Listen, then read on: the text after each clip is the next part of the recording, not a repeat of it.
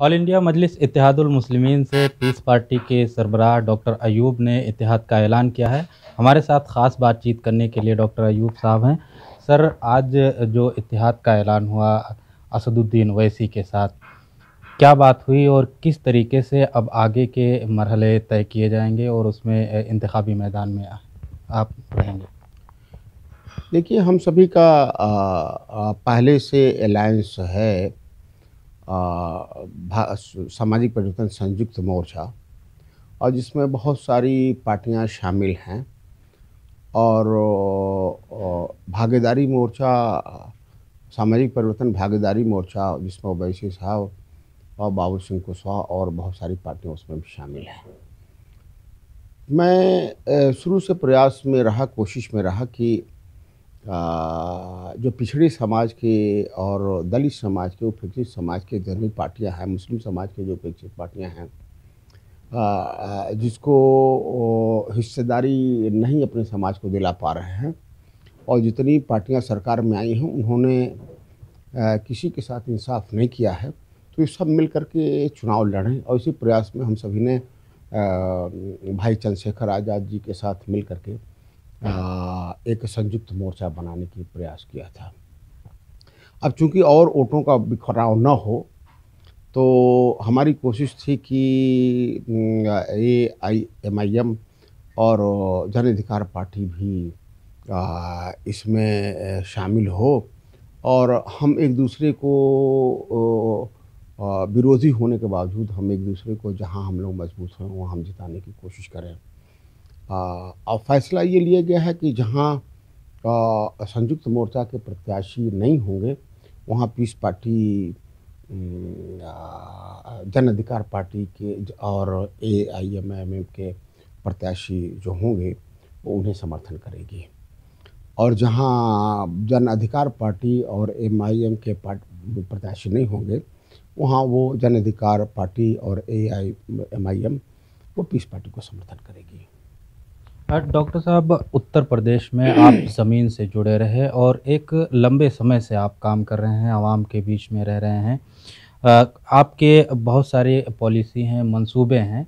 क्या लगता है कि बहुत ताख़ीर से ये इत्तेहाद हुआ?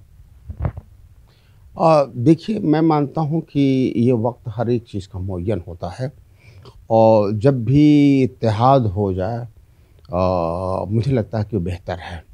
अभी ताख़ीर नहीं किया जाता है, क्योंकि ये आखिरी चुनाव तो है नहीं, अभी 5 मरहले बाकी हैं। तो मैं समझता हूँ इन 5 मरहलों में जो 5 चरणें बाकी हैं उसमें इसका असर आएगा और हम सभी को कामयाबी मिलेगी। और मुझे लगता है कि हम सभी को इतनी कामयाबी मिलेगी कि आने वाले 2022 का जो सरकार बनेगी उसमें हम सभी की इंशाअल्लाह हिस्सेदारी होगी। असदुद्दीन ओवैसी जो बयान देते हैं, ख़ास तौर से अभी हालिया जो बयान दिए, दाढ़ी, टोपी, हिजाब, बुर्का, और उन्होंने ये बयान दिया कि ये इंशाअल्लाह मुल्क की प्राइम मिनिस्टर एक हिजाब वाली होगी। आपको नहीं लगता कि इस तरीके के बयानात से एक दूसरी कौम जो है मुत्तहिद होती है और कहीं न कहीं वो बीजेपी को फ़ायदा मिलता है? देखिए, बीजेपी को फ़ायदा होता है, मुत्तहिद होती है, मैं नहीं समझता हूँ कि इससे बहुत कोई असर पड़ता है, क्योंकि भाजपा पहले से ही केंद्र प्रदेश में 2/3 सरकार से है, और इससे ज़्यादा मुत्तहिद और क्या होगी।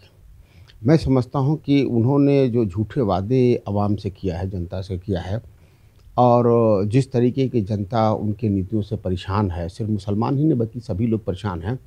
मैं समझता हूँ बहुत जल्दी उनकी सरकार ख़त्म होने जाएगी। और जो ओवैसी साहब कह रहे हैं, मैं समझता हूँ कि बिल्कुल वो सही है।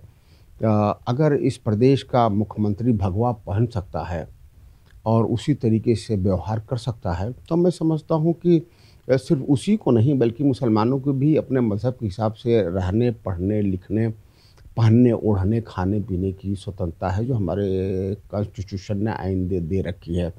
तो मैं समझता हूँ कि एक मुख्यमंत्री भगवा पहने और एक मुस्लिम औरत हिजाब न पहने, तो मैं समझता हूँ कि ये इस तरह का भेदभाव इस सेकुलर कंट्री में एक्सेप्टेबल नहीं है, और जो हमारे संविधान के खिलाफ है। मैं समझता हूँ कि ये अधिकार है, संवैधानिक अधिकार है, और इसमें सबको सहनशील होना चाहिए, सिर्फ मुसलमान को नहीं बल्कि दूसरे समाज को भी सहनशील होना चाहिए। डॉक्टर साहब, ज़ाहिर है कि सभी पार्टियों की कोई ना कोई शर्त होती है हिमायत करने के लिए। आप असदुद्दीन ओवैसी की हिमायत का ऐलान किए हैं, क्या कोई शर्त है? किन मुद्दों पे आप मुत्तफ़िक हुए और साथ हैं? नहीं, ये किसी एक व्यक्ति को समर्थन नहीं किया है। न ओवैसी साहब ने डॉक्टर अयूब को समर्थन किया, न डॉक्टर अयूब ने ओवैसी साहब को समर्थन किया है। हम लोग दोनों लोग एक राजनीतिक व्यक्ति हैं और हम सभी लोग अपनी-अपनी सियासी दलों के अध्यक्ष हैं और हम सभी अपने सियासी दलों को और मजबूत बनाना चाहते हैं। मैं समझता हूँ कि सपा, बसपा, कांग्रेस ये चारों पार्टियाँ पीस पार्टी के हराने के पूरी तरीके से मंसूबे बना रही हैं। उसी तरह से एआईएमआईएम को भी मंसूबे बना रही हैं। तो मैं समझता हूँ कि सबसे लड़ने के बजाय हम सभी को मिल कर के और चुनाव में जनता के बीच एक विकल्प बना कर के जाना चाहिए और हम लोग जा रहे हैं।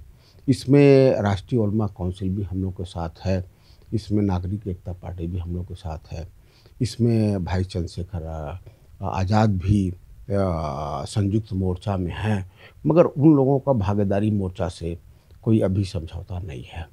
तो मैं समझता हूँ कि एक दूसरे की हिमायत करके हम एक दूसरे को मजबूत करें। मेरी पॉलिसी यही है कि जो सपा, बसपा, कांग्रेस के मुकाबले हम एक दूसरे की हिमायत करके हम लोग मजबूत विकल्प बने, ये हमारी कोशिश है। डॉक्टर साहब, एक अहम सवाल ये है कि ज़ाहिर है कि गुज़िश्ता 5 बरस की योगी आदित्यनाथ की हुकूमत रही और इसमें कहीं न कहीं मुसलमानों के माबैन एक अलग तरीके से राय कायम हुई।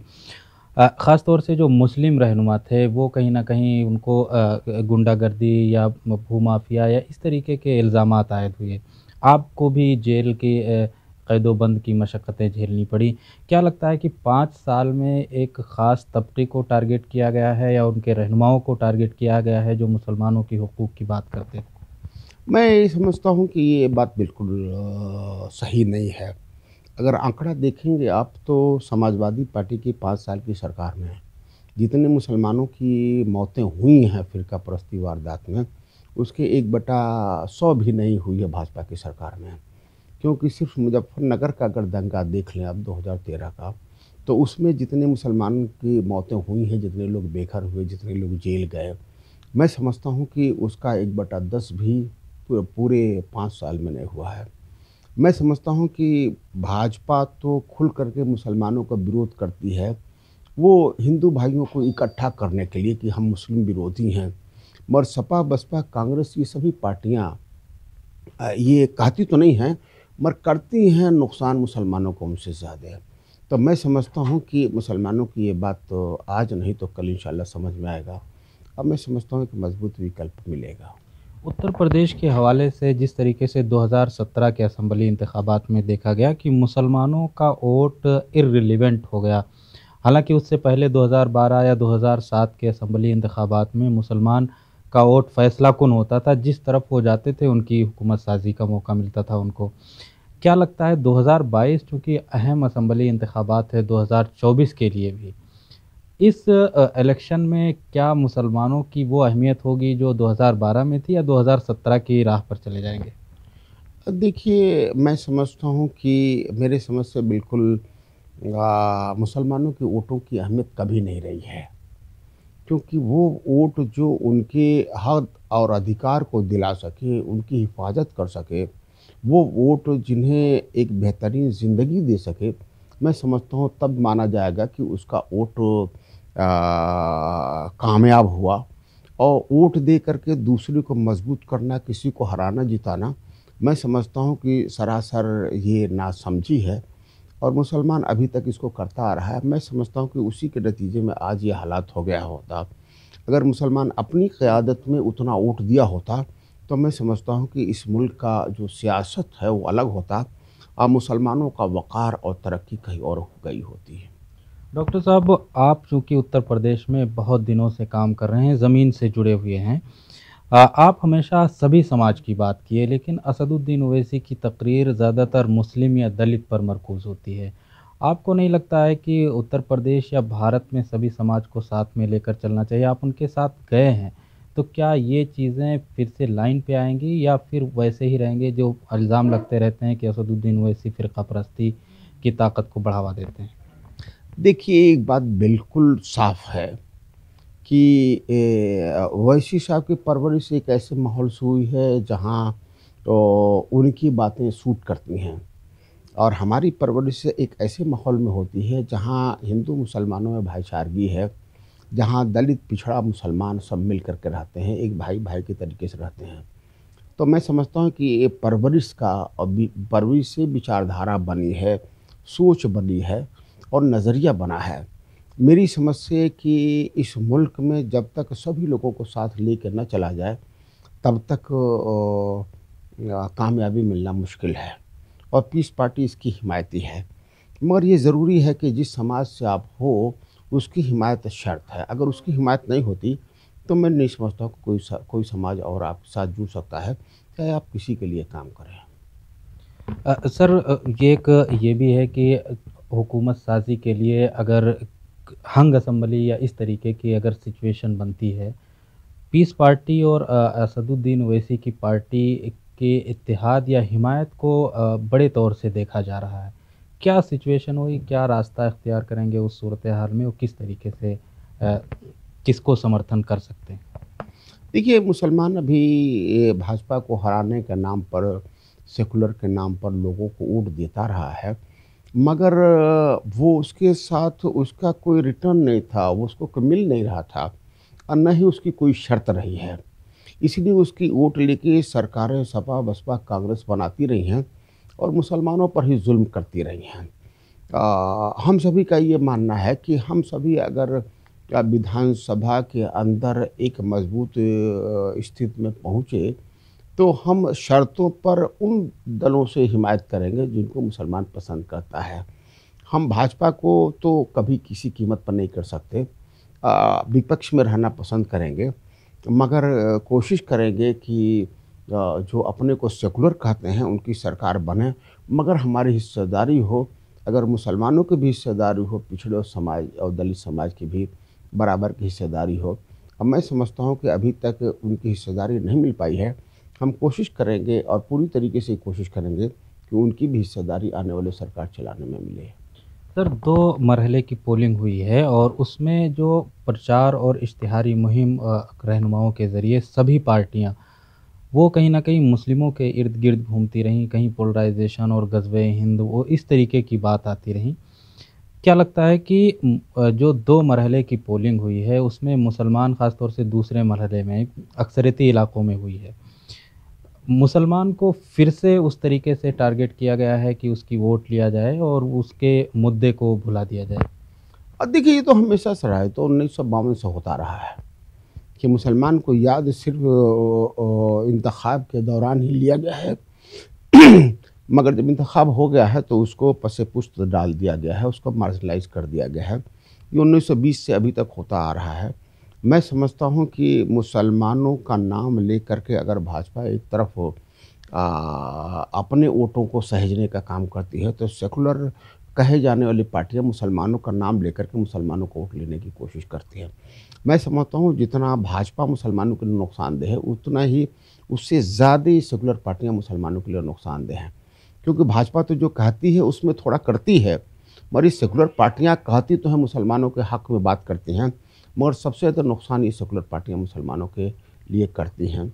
और ये मेरा साफ नज़रिया है। और अगर आंकड़े देखे जाएँ 1952 से अभी तक, तो जितना नुकसान कांग्रेस, सपा और बसपा ने मुसलमानों के लिए किया है, उसका मैं समझता हूँ कि 1/10 भी भाजपा ने मुसलमानों का नुकसान नहीं किया है। सर, आखिरी सवाल ये है कि कांग्रेस के हवाले से कांग्रेस ने दावा किया कि हमने 40% ख़वातीन को टिकट दिए, और उनमें से ज़्यादातर ये भी उन्होंने दावा किया कि जो सीएए एनआरसी प्रोटेस्ट में शामिल थी। लेकिन दिल्ली में एक लड़का जेएनयू में पढ़ने जाता है और गायब हो जाता है। नजीब की माँ पिलकती है, रोती है, उस पर अशार पढ़ने वाले कौमी सतह के नेता बन गए, लेकिन अभी भी नजीब की माँ के आंसू नहीं सूखे, उनके दर्द को नहीं देखा गया। उनको क्या कांग्रेस अगर उम्मीदवार बनाती, किस तरीके से देखते हैं, क्यों नज़रअंदाज किया, जबकि वो दावा कर रही है कि हम इस तरीके के लोगों को टिकट दे रहे हैं, चाहे वो कानपुर उन्नाव की पीड़िता को, उसको भी उन्होंने उम्मीदवार बनाया। देखिए, ये तो उनकी मानसिकता है ना। ये जो भी सेकुलर पार्टियां हैं, कांग्रेस हो, सपा हो, बसपा हो, ये सिर्फ मुसलमानों के साथ छलावा करते हैं। तो इस तरीके का तो यही भी है कि अगर अल्ताफ़ की मौत होती है पुलिस कस्टडी में, तो वहाँ न अखिलेश यादव जाते हैं और न ही प्रियंका गांधी जाती हैं, न उन्हें कुछ पैसा देती हैं, मदद करती हैं। मगर वहीं गुप्ता जी का कत्ल होता है पुलिस कस्टडी में गोरखपुर में, तो उन्हें 50 लाख रुपया देते हैं और उनके घर अखिलेश जी जाते हैं। तो मैं समझता हूँ कि ये दोहरी नीति तो सभी पार्टियाँ कर रही हैं, ख़ास तौर पर ये सेकुलर पार्टियाँ कर रही हैं। यही तो मेरा कहना है ना कि सेकुलर पार्टियाँ सपा, बसपा, कांग्रेस, ये मुसलमानों की तरक्की के लिए, भलाई के लिए, उनकी हिफाजत के लिए वो भाजपा से ज़्यादा ख़तरनाक है। बहुत शुक्रिया। डॉक्टर अयूब पीस पार्टी के सरबराह हैं और आज इन्होंने ऑल इंडिया मजलिस इत्तेहादुल मुस्लिमीन के सरबराह असदुद्दीन ओवैसी के साथ प्रेस कॉन्फ्रेंस कर हिमायत का ऐलान किया है। आने वाले 5 मरहलों की पोलिंग होने वाली है। देखना ये होगा दिलचस्प कि आवाम किसको गद्दी पर बैठाती है और किसकी हिमायत करती है, किसको वोट करती है, ये 10 मार्च को वाज़ेह होगा। ईटीवी भारत के लिए लखनऊ से खुर्शीद अहमद।